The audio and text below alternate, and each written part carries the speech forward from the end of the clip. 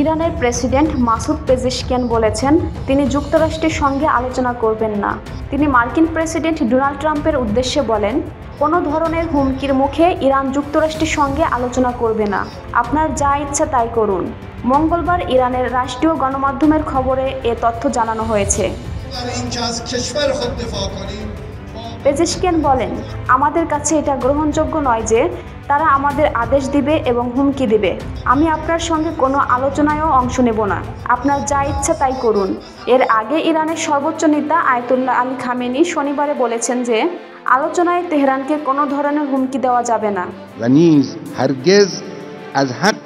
Trump ইরানকে নতুন পারমাণবিক চুক্তি নিয়ে আলোচনায় অংশ নেওয়ার আহ্বান জানিয়ে একটি চিঠি পাঠানোর একদিন পরেই তিনি একথা বলেন।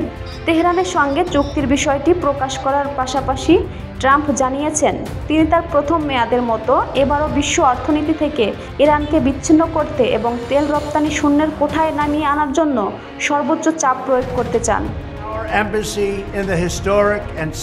ফক্স বিজনেসকে দেওয়া এক সাক্ষাৎকারে ট্রাম্প গত সপ্তাহে বলেছিলেন ইরানকে দুটি উপায়ে মোকাবেলা করা যেতে পারে, হয় সামরিকভাবে অথবা আপনি একটি চুক্তি করুন যাতে তেহরান পারমাণবিক অস্ত্র অর্জন থেকে বিরত থাকে। পারমাণবিক অস্ত্র তৈরির বিষয়টি দীর্ঘদিন ধরেই অস্বীকার করে আসছে, তবে তারা নাটকীয়ভাবে ইউরেনিয়ামের মজুদ 60% উন্নীত করেছে বলে সতর্ক করেছে IAEA। প্রথম মেয়াদে ক্ষমতায় থাকার সময় 2018 সালে প্রেসিডেন্ট ট্রাম্প 6 দেশের সঙ্গে তেহরানের 2015 সালের পারমাণবিক চুক্তি প্রত্যাহার করে নেয়।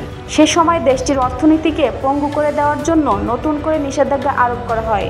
এই ঘটনার 1 বছর পর 2019 সাল থেকেই ইরান তাদের পারমাণবিক কর্মসূচি আরও গতিশীল করেছে।